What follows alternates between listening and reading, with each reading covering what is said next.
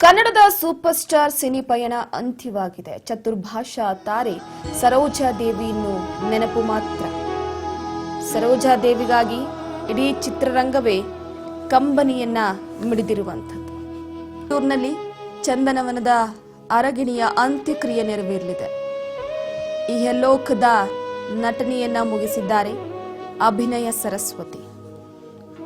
ಕನ್ನಡ ಸೇರಿದಂತೆ ನಾನಾ ಭಾಷೆಗಳ ಸ್ಟಾರ್ ನಟರ ಜೊತೆ ನಟಿಸಿ ಸದಾಭಿರುಚಿಯ ಚಿತ್ರಗಳ ಮೂಲಕ ಹಲವು ದಶಕಗಳ ಕಾಲ ಸಿನಿಪ್ರಿಯರನ್ನ ರಂಜಿಸಿದ್ದ ಕನ್ನಡ ಚಿತ್ರರಂಗದ ಮೊದಲ ಮಹಿಳಾ ಸೂಪರ್ ಸ್ಟಾರ್ ಆಗಿದ್ದಂತಹ ಬಹುಭಾಷಾ ತಾರೆ ಪದ್ಮಭೂಷಣ ಪುರಸ್ಕೃತೆ ಬಿ ಸರೋಜಿನಿ ದೇವಿ ತಮ್ಮ 87ನೇ ವಯೋಸಹಜ ಅನಾರೋಗ್ಯದಿಂದಾಗಿ ನಿನ್ನೆ ಬೆಳಗ್ಗೆ ನಿಧನರಾಗಿದ್ದರು.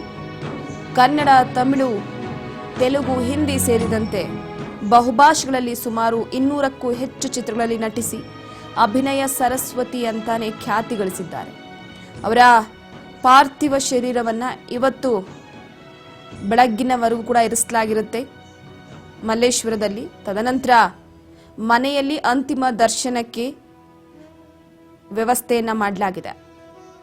ಇವತ್ತು ಮಧ್ಯಾಹ್ನದ ವೇಳೆಗೆ ಅವರ ಹುಟ್ಟೂರಾದಂಥ ಚನ್ನಪಟ್ಟಣದ ದಶಾವಾರದಲ್ಲಿ ಒಕ್ಕಲಿಗ ಸಂಪ್ರದಾಯದಂತೆ ಅಂತ್ಯಕ್ರಿಯೆ ನೆರವೇರಿಸುವುದಕ್ಕೆ ಕುಟುಂಬಸ್ಥರು ತೀರ್ಮಾನವನ್ನ ನಡೆಸಿರುವಂಥದ್ದು. ಪ್ರಮುಖವಾಗಿ ಬೆಳ್ಳಿ ತೆರೆಯನ್ನು ಆಳಿದಂತಹ ಕನ್ನಡದ ನಟಿ ಎಷ್ಟರ ಮಟ್ಟಿಗೆ ಅಂದರೆ ಅವರ ಗತವೈಭವ ಮೇರು ನಟರ ಜೊತೆ ಈ ಒಂದು ಮೋಹಕ ತಾರೆ ನಟಿಸಿ ಸೈ ಅನಿಸ್ಕೊಂಡಿದ್ರು. ಅಣ್ಣ ತಂಗಿ ಆಗಿರ್ಬೋದು, ಸ್ಕೂಲ್ ಮಾಸ್ಟರ್ ಆಗಿರ್ಬೋದು, ಕಿತ್ತೂರು ರಾಣಿ ಚೆನ್ನಮ್ಮ, ಮಲ್ಲಮ್ಮನ ಪವಾಡ, ನ್ಯಾಯವೇ ದೇವರು, ಶ್ರೀನಿವಾಸ ಕಲ್ಯಾಣ, ಭಾಗ್ಯವಂತರು, ಯಾರಿವನು ಸಿನಿಮಾದ ಮುಖಾಂತರವಾಗಿ ಎಲ್ಲರ ಮನಸ್ಸನ್ನ ಕದ್ದಿದ್ರು. ಮಹಾಕವಿ ಕಾಳಿದಾಸ 1955ರಲ್ಲಿ ಕನ್ನಡದ ಸಿನಿಮಾದ ಮೂಲಕ ಚಿತ್ರರಂಗಕ್ಕೆ ಪ್ರವೇಶವನ್ನ ಮಾಡ್ತಾರೆ ಸರೋಜಾ ದೇವಿ. ಕನ್ನಡ, ತಮಿಳು, ತೆಲುಗು, ಹಿಂದಿಯಲ್ಲಿ ಸುಮಾರು 200ಕ್ಕೂ ಹೆಚ್ಚು ಚಿತ್ರಗಳಲ್ಲಿ ನಟಿಸ್ತಾರೆ. 100ಕ್ಕೂ ಹೆಚ್ಚು ಸಿನಿಮಾಗಳು ತಮಿಳು ಸಿನಿಮಾಗಳು. ಕನ್ನಡದಲ್ಲಿ ವರನಟ ಡಾಕ್ಟರ್ ರಾಜ್ಕುಮಾರ್, ತಮಿಳಿನಲ್ಲಿ ಜಮಿನಿ ಗಣೇಶನ್, ಶಿವಾಜಿ ಗಣೇಶನ್ ಹಾಗೂ MG ರಾಮಚಂದ್ರನ್, ತೆಲುಗಿನ NT ರಾಮರಾವ್ ಸೇರಿದಂತೆ ದಕ್ಷಿಣ ಭಾರತದ ಮೇರು ನಟರ ಜೊತೆ ಸರೋಜಾ ದೇವಿ ನಟಿಸಿದ್ದಾರೆ. ಹಿಂದಿಯಲ್ಲೂ ಕೂಡ ಬ್ಲಾಕ್ ಬಸ್ಟರ್ ಸಿನಿಮಾಗಳಲ್ಲಿ ನಟಿಸಿದ್ದಾರೆ. ಅಭಿನಯ ಸರಸ್ವತಿಯಾಗಿ ಕನ್ನಡದಲ್ಲಿ ಅಪಾರ ಜನಪ್ರಿಯತೆಯನ್ನು ಗಳಿಸಿದ ಬಿ ಸರೋಜಾ ದೇವಿಯವರ ಕೊನೆಯ ಸಿನಿಮಾ ನಟ ಸಾರ್ವಭೌಮ. ಅದಾದ ನಂತರವಾಗಿ ಅವರು ಯಾವುದೇ ಸಿನಿಮಾವನ್ನ ಮಾಡಲಿಲ್ಲ. ಪುನೀತ್ ರಾಜ್ಕುಮಾರ್ ಜೊತೆ 2019ರಲ್ಲಿ ನಟ ಸಾರ್ವಭೌಮ ಚಿತ್ರದಲ್ಲಿ ಕಾಣಿಸ್ಕೊಳ್ತಾರೆ. ಎಲ್ಲೋ ಒಂದು ಕಡೆ 1969ರ ಪದ್ಮಶ್ರೀ ಪ್ರಶಸ್ತಿ, 1992ರಲ್ಲಿ ಪದ್ಮಭೂಷಣ ಗೌರವ ಜೊತೆಗೆ ಹಲವು ಪ್ರಶಸ್ತಿಗಳನ್ನು ಮುಡಿಗೇರಿಸಿಕೊಂಡಿದ್ದಾರೆ. ಬೆಂಗಳೂರು ವಿಶ್ವವಿದ್ಯಾನಿಲಯ ಕೂಡ ಇವರಿಗೆ 2006ರಲ್ಲಿ ಗೌರವ ಡಾಕ್ಟರೇಟ್ ನೀಡಿತು. ತಮಿಳುನಾಡಿನ ಕಲೈಮಾಮಣಿ, ಆಂಧ್ರಪ್ರದೇಶ ಸರ್ಕಾರದಿಂದ 2 ಬಾರಿ NTR ರಾಷ್ಟ್ರ ಪ್ರಶಸ್ತಿ ಹಾಗೂ ಕರ್ನಾಟಕ ಸರ್ಕಾರ ಕೊಡುವ ಡಾಕ್ಟರ್ ರಾಜ್ಕುಮಾರ್ ಜೀವಮಾನ ಸಾಧನೆಯ ಪ್ರಶಸ್ತಿಗೆ ಪುರಸ್ಕೃತರಾದರು. 2008ರಲ್ಲಿ 60ನೇ ಭಾರತ ಸ್ವಾತಂತ್ರ್ಯೋತ್ಸವದ ಅಂಗವಾಗಿ ಕೇಂದ್ರ ಸರ್ಕಾರ ನೀಡಿದ ಜೀವಮಾನ ಸಾಧನೆಗೂ ಕೂಡ ಭಾಜನರಾಗಿದ್ದಾರೆ. ಇವರ ಮಲ್ಲೇಶ್ವರಂ ನಿವಾಸದಲ್ಲೇ ಅಭಿನೇತ್ರಿಯ ಅಂತಿಮ ದರ್ಶನಕ್ಕೆ ಎಲ್ಲ ರೀತಿಯ ವ್ಯವಸ್ಥೆಯನ್ನ ಮಾಡಲಾಗಿತ್ತು. ರಾಜಕಾರಣಿಗಳು, ಕನ್ನಡ, ತಮಿಳು ಚಿತ್ರರಂಗದ ಅನೇಕ ಗಣ್ಯರು, ಸಿನಿಮಾ ನಟ ನಟಿಯರು, ತಂತ್ರಜ್ಞರು, ಸಂಬಂಧಿಕರು ಸರೋಜಾ ದೇವಿಯವರ ಅಂತಿಮ ದರ್ಶನವನ್ನ ಪಡೆದುಕೊಂಡಿದ್ದಾರೆ. ಸಾಕಷ್ಟು ಹವ್ಯಾಸಗಳನ್ನ ಮೈಗೂಡಿಸಿಕೊಂಡಿರುವಂಥದ್ದು ನೋಡಿ. ಸಾವಿನಲ್ಲೂ ಕೂಡ ಸಾರ್ಥಕವನ್ನ ಮೆರೆದಿದ್ದಾರೆ ನಟಿ ಸರೋಜಾ ದೇವಿ. ಸಾಕಷ್ಟು ಸಮಾಜಮುಖಿ ಕಾರ್ಯಗಳನ್ನ ಮಾಡಿದ್ರು. ಈಗ ನೇತ್ರದಾನ ಮಾಡುವ ಮೂಲಕ ನಿಧನರಾಗಿದ್ದಾರೆ. ಇದರ ಮುಖಾಂತರ ಸಾರ್ಥಕತೆಯನ್ನ ಮೆರೆದಿದ್ದಾರೆ. ನಾರಾಯಣ ನೇತ್ರಾಲಯಕ್ಕೆ ಅವರ ಕಣ್ಣುಗಳನ್ನ ದಾನ ಮಾಡಲಾಗಿದೆ. ಈ ಮೂಲಕ ಎಲ್ರಿಗೂ ಮಾದರಿಯಾಗಿದ್ದಾರೆ. ಬೇರೆಯವರು ಪ್ರಪಂಚವನ್ನ ನೋಡ್ಲಿ ಅನ್ನುವಂಥ ಆ ಒಂದು ಕನಸು, ನೇತ್ರದಾನ ಮಾಡುವ ಮುಖಾಂತರವಾಗಿ ಎಲ್ರಿಗೂ ಕೂಡ ಮಾದರಿಯಾಗಿರುವಂಥದ್ದು. ಸರೋಜಾದೇವಿಯವರು ಸಿನಿಮಾದಲ್ಲಿ ಇದ್ದಾರೆ ಅಂತಂದ್ರೆ ಅದೇ ಒಂದು ಕ್ರೇಜ್ ಇರ್ತಿತ್ತು.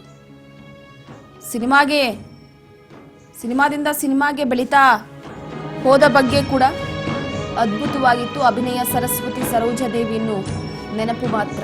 ರಾಮನಗರದ ದಶಾವತಾರದಲ್ಲಿ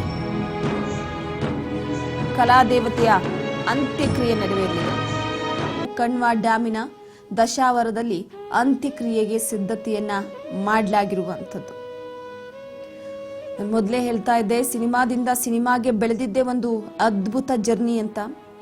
ಕಿತ್ತೂರು ರಾಣಿ ಚೆನ್ನಮ್ಮ ಸಿನಿಮಾದ ಅವರ ನಟನೆ ಕಪ್ಪ ಬೇಕೆ ಕಪ್ಪ ಅನ್ನುವಂಥ ಆ ಒಂದು ಸಂಭಾಷಣೆಯನ್ನ ಅದೆಷ್ಟು ಗತ್ತು ಗೈರತ್ತುಗಳಿಂದ ನಿಭಾಯಿಸಿದ್ರು ಅಂತ. ಅದರ ಜೊತೆಗೆ ಕನ್ನಡಿಗರ ಮನಗಳನ್ನ ಆ ಪಾತ್ರ ಸೂರೆಗೊಂಡಿತ್ತು. ಇದುವರೆಗೂ ಅಸಂಖ್ಯ ಹೆಣ್ಣು ಮಕ್ಕಳು ತಮ್ಮ ಶಾಲಾ ದಿನಗಳಲ್ಲಿ ಸರೋಜಾದೇವಿಯವರನ್ನೇ ರಾಣಿ ಚೆನ್ನಮ್ಮ ಅಂದುಕೊಂಡು ಅವರದೇ ಅಭಿನಯದ ಛದ್ಮವೇಷ ಸ್ಪರ್ಧೆಯಲ್ಲೂ ಕೂಡ ಅನುಕರಿಸ್ತಾರೆ. ಸಾಕಷ್ಟು ನೋಡಿರ್ತೀವಿ. ಅದೇ ಸಂಭಾಷಣೆಯನ್ನ ಕೂಡ ಪುನರುಚ್ಚರಿಸ್ತಾರೆ.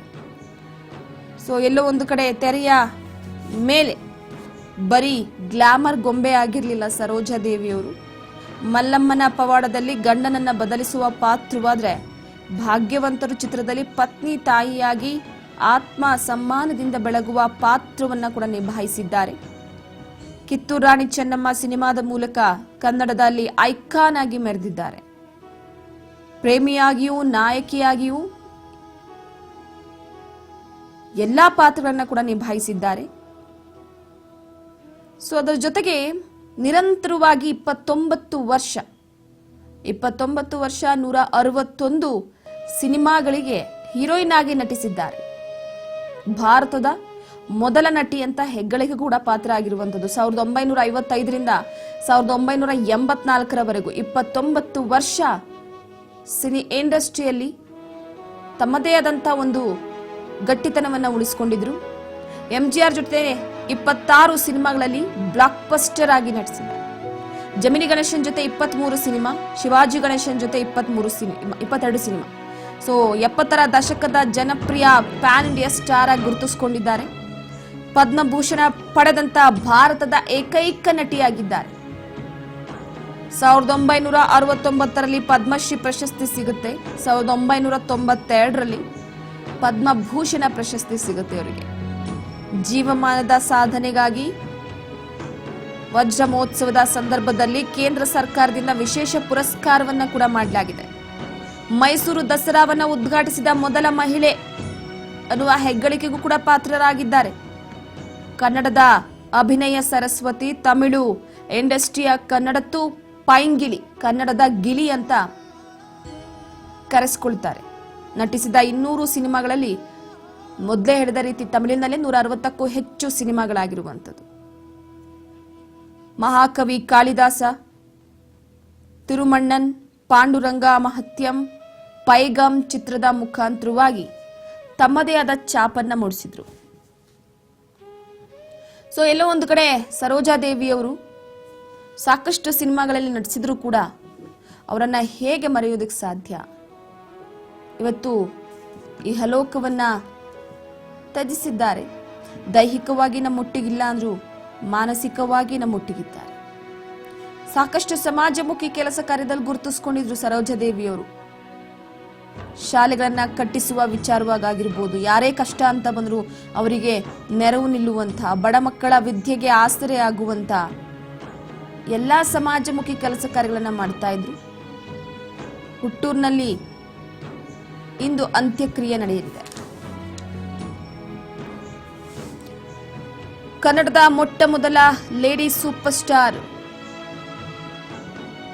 ಸರೋಜಾದೇವಿಯವರ ಕುರಿತು ಎಷ್ಟು ಹೇಳ್ತಾ ಹೋದ್ರು ಕಮ್ಮಿನೇ. ಚಲನಚಿತ್ರ ಚರಿತ್ರೆಯನ್ನೇ ಮೆಲುಕು ಹಾಕಿದಂತಿದೆ. ಪಂಚ ಭಾಷೆ 1955ರಿಂದ 1984ರವರೆಗೂ ಕೂಡ ಸತತವಾಗಿ 29 ವರ್ಷ ಸಿನಿ ಇಂಡಸ್ಟ್ರಿಯನ್ನ ಆಳ್ತಾರೆ.